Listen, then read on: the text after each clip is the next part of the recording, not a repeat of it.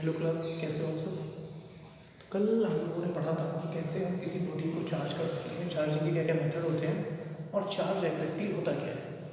आज हम उसके आगे की चीज़ें पढ़ते जा रहे हैं, चार्ज के बारे में कुछ और, समथिंग मोर अबाउट चार्ज। तो देखते हैं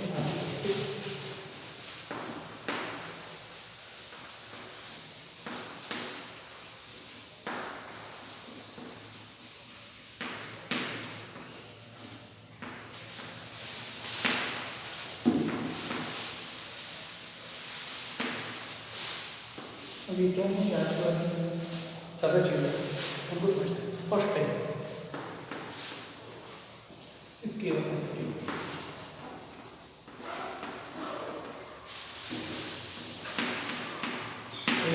चार्ज इसकी क्वांटिटी।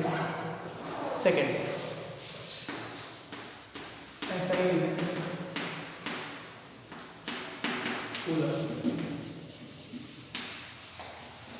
कूलर साइंटिस्ट हैं, कूलर लॉ ये सब बहुत इंपॉर्टेंट है, हम पढ़ेंगे इसको आगे इसी चैप्टर में।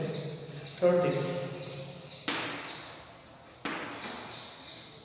Minimum possible charge. चार्ज के केस में एक रूल है कि चार्ज एक मिनिमम पॉसिबल वैल्यू है, जिससे कम चार्ज की वैल्यू कभी नहीं हो सकती। और वो 1.6 10⁻90 ये मिनिमम चार्ज है जो प्रेजेंट होता है एक इलेक्ट्रॉन और एक प्रोटॉन में। In case of electron it is minus, in case of proton it is plus.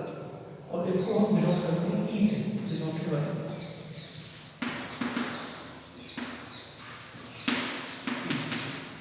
I think ये 3 पॉइंट आपको क्लियर हो। एक चौथा बहुत इंपॉर्टेंट पॉइंट है, पूछते हैं हमने क्लास 11th में फंडामेंटल और डिराइव्ड क्वांटिटीज के बारे में पढ़ा था। क्वेश्चन आता है कि why charge is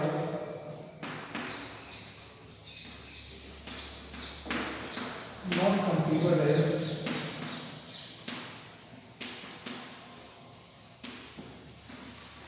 fundamental quantity।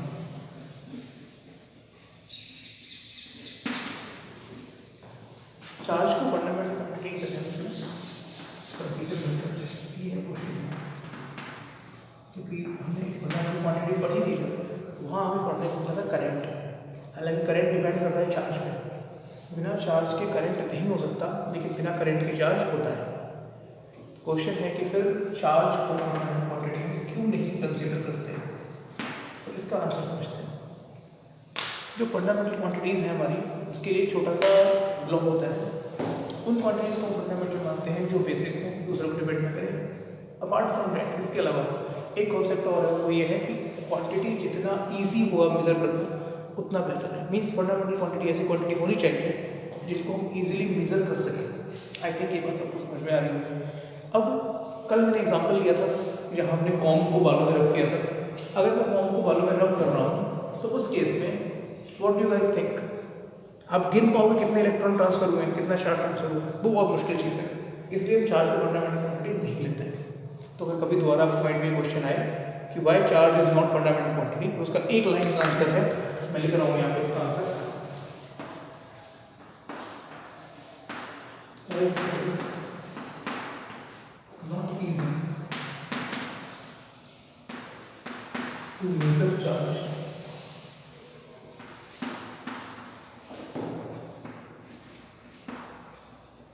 hence it is not considered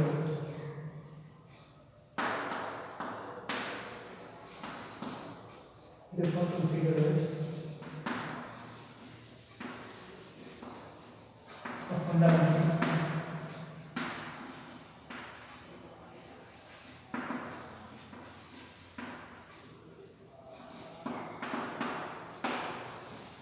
चलिए, इससे हम बढ़ते हैं थोड़ा सा आगे।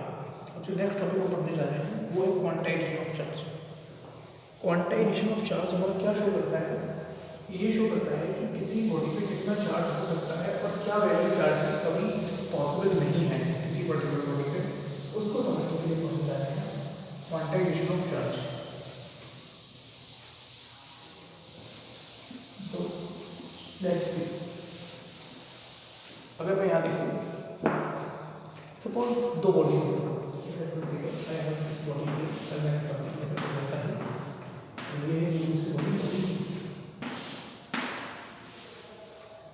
सपोज बॉडी ए से बॉडी बी की तरफ ट्रांसफर हो रहा है इलेक्ट्रॉन्स का, और जब इलेक्ट्रॉन ट्रांसफर हो रहे हैं तो वहाँ पे चार्ज एक दोनों बॉडी में नेट चार्ज डेवलप होता चल रहा है। अब इन नेट केस क्या होगा सोचते हैं, ऐसा पॉसिबल है कि ए से बी की तरफ 10 इलेक्ट्रॉन चलेंगे, ऐसा पॉसिबल है कि ए से बी की तरफ 50 इलेक्ट्रॉन चलेंगे, लेकिन क्या ऐसा पॉसिबल है कि ए से बी की तरफ 1.8 इलेक्ट्रॉन चलेंगे? ये पॉसिबल नहीं, ऐसा हो सकता है, ऐसा हो सकता है। मतलब हमारी बात सीधी सी है कि इलेक्ट्रॉन अगर ट्रांसफर होंगे एक बॉडी दूसरी बॉडी में तो हमेशा होल नंबर में ट्रांसफर होगा, कभी फ्रैक्शन में डेसिमल में वो ट्रांसफॉर्मेशन नहीं हो सकता। इलेक्ट्रॉन आधा ट्रांसफर नहीं होगा, इलेक्ट्रॉन या तो पूरा एक ट्रांसफर होगा या पूरे दो ट्रांसफर होंगे। 1.5 1.7 ऐसा ट्रांसफॉर्मेशन इलेक्ट्रॉन एक बॉडी दूसरी बॉडी में नहीं हो सकता। तो इन दैट केस हम जो पढ़ने जा रहे हैं हमारा टॉपिक क्वांटाइजेशन ऑफ चार्ज, और अब हम पढ़ने जा रहे हैं quantization of charge.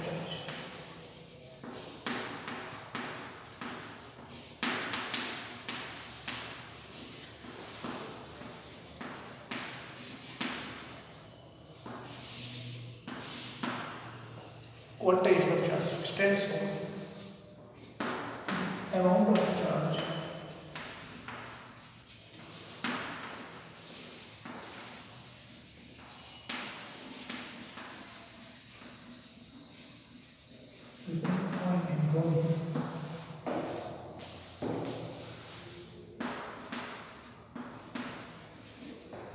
present on any body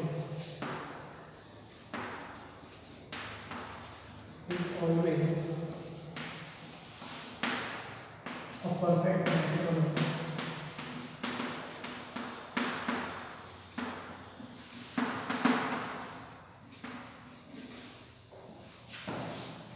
a certain fixed amount, a certain fixed amount of charge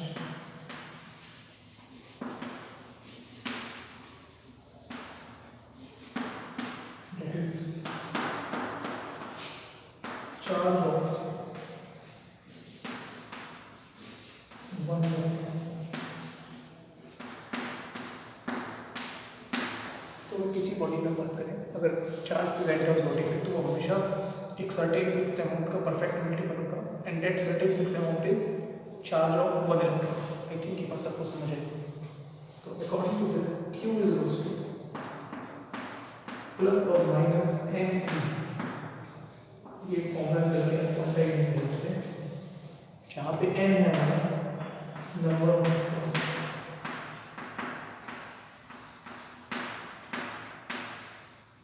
plus minus इस बात पर डिपेंड करता है कि बॉडी इलेक्ट्रॉन गेन कर रही है या बॉडी इलेक्ट्रॉन लूज कर रही है। आई थिंक ये बात सबको समझ में ही आता है। चलिए टॉपिक को बढ़ाते हैं इससे आगे। अब क्वांटाइजेशन को और बेहतर समझने के लिए हम एक न्यूमेरिकल लेवल देखते हैं। इसके ऊपर न्यूमेरिकल बहुत बेसिक लेवल का है और कि find total number of electrons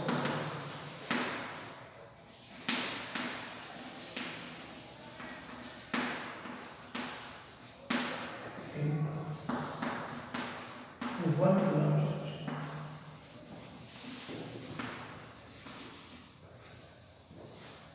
charge। One coulomb charge total कितने इलेक्ट्रॉन्स होते हैं ये फाइंड करें। इट इज अ क्वेश्चन, तो देखते हैं इसे हम कैसे फाइंड करेंगे। We have got the formula Q is equal to n plus minus n। चलिए अब यहाँ से वन coulomb चार्ज की बात हो तो बहुत ऑब्वियस सी बात है कि एक बॉडी यूज़ किया होगा, दूसरी बॉडी ने वो चार्ज गेन किया होगा, तो जितने इलेक्ट्रॉन यूज़ किए होंगे उतने इलेक्ट्रॉन गेन किए होंगे, दोनों बॉडी के लिए नंबर ऑफ इलेक्ट्रॉन रहने वाले हैं सेम। अब वो किस तरह से कितने रहेंगे इसको समझते हैं एक बार। हमें गिवन क्या है इस क्वेश्चन में, गिवन है Q इज 1 coulomb, E की वैल्यू जानते हैं पहले से, that is 1.6 into 10 raised to the power minus 19% इनसे n। चलिए तो n क्या है यहाँ से n equals to Q upon E। हम टोटल चार्ज में एक इलेक्ट्रॉन के चार्ज से डिवाइड करेंगे, then we will get number of electron transferred from one body to another. Total charge में एक इलेक्ट्रॉन के चार्ज से डिवाइड करने पे आपको क्या मिलेगा, एक बॉडी से दूसरी बॉडी में कितने इलेक्ट्रॉन टोटल ट्रांसफर हुए हैं। तो यहाँ से मुझे फॉर्मूला लिखा है कि ओवर ई, यहाँ से मुझे वैल्यू मिलेगी, क्योंकि वैल्यू मैंने 1/1.6 from here I get 10 power 19 divided by 1.6, or we can write it like 10 power 18 divided by 1.6. Then we get the number of electrons in 1 coulomb charge. N is 6.25 10 18 electrons. So this much of electron must be transferred from one body to another in order to create 1 coulomb charge. I hope ये बात ये question आपको समझ आएगा। अब एक चीज़ आप देख सकते हो कि ये बहुत बड़ा है, तो यहाँ पे क्या होता है, we have some small quantities of charge, some small units of charge, and some small units of charge मैं तो लिख देता हूँ।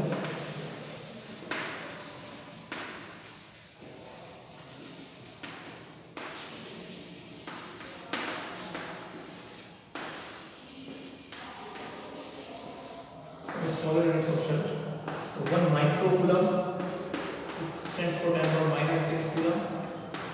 1 millicoulomb stands for 10 power minus 3 coulomb. 1 nanocoulomb stands for 10 power minus 9। ये कुछ स्मॉलर यूनिट्स हैं charge की, और जो ऐसा यूनिट है कूलम। आई थिंक यहाँ तक किसी बच्चे को कोई डाउट नहीं है। वेल, अगर किसी को डाउट आ रहा है इस टॉपिक में तो कमेंट कर सकते हो उसको मैं अगले वीडियो में उस डाउट को रिजॉल्व करूँगा। चलिए, तो ये कहानी थी यहाँ तक कॉन्टेक्शन ऑफ चार्ज की। अब बढ़ते हैं इस टॉपिक से आगे, और जो हमारा अगला टॉपिक है वहाँ है कूलम्स फोर्स। अब हम फोर्स बिटवीन टू चार्जेस।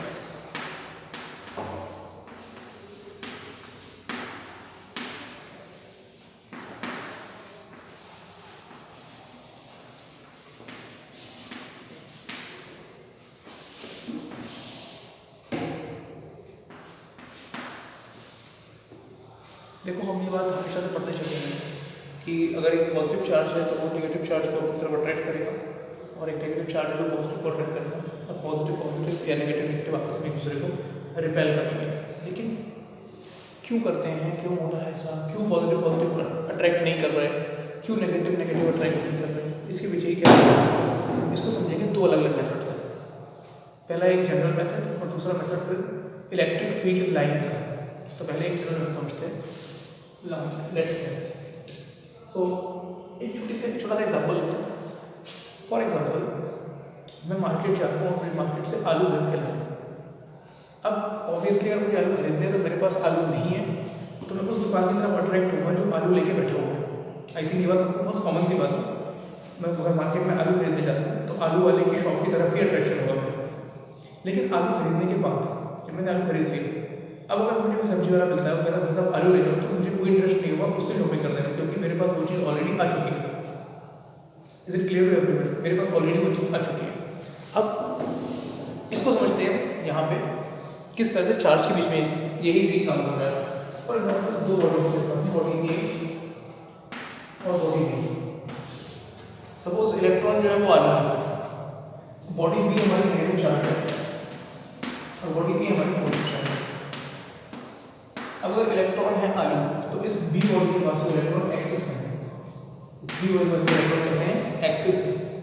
अब बॉडी ए इस बॉडी बी को अपनी तरफ अट्रैक्ट करने की कोशिश करेगी, या बॉडी बी ए को अट्रैक्ट करने की कोशिश करेगी, और वी कैन से कि दोनों के बीच में एक म्यूचुअल अट्रैक्शन का फोर्स काम करता रहेगा।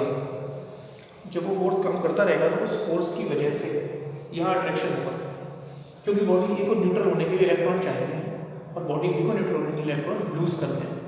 तो आई थिंक ये बात आपको समझ में आ रही होगी, एक पॉजिटिव और नेगेटिव बॉडी के बीच में अट्रैक्शन होता है। बस कूलम्ब साहब ने क्या किया, इस अट्रैक्शन फोर्स को एक्सप्लेन किया फॉर्मूले के तौर। तो वो फॉर्मूला क्या है, उस फॉर्मूले से हम कैसे वैल्यू फाइंड करते हैं, उस फॉर्मूले से वैल्यू कितनी निकल के आती है, और इसके अलावा कुछ क्वेश्चंस और, जैसे मैं एक क्वेश्चन आपके लिए छोड़ दूँगा आज, क्या कभी ऐसा हो सकता है कि पॉजिटिव और पॉजिटिव अट्रैक्ट कर ले एक दूसरे को? तो मिलते हैं आपके साथ अगले वीडियो में इन सब क्वेश्चंस के आंसर के साथ, अगले टॉपिक के साथ। कूलम्ब्स फोर्स को हम फिर डिटेल में पढ़ेंगे, उसका मैथमेटिकल पोर्शन। आज बस एक छोटा सा इंट्रोडक्शन था। तो see you guys in next video. I hope you are enjoying studying. So keep studying as it's all about physics.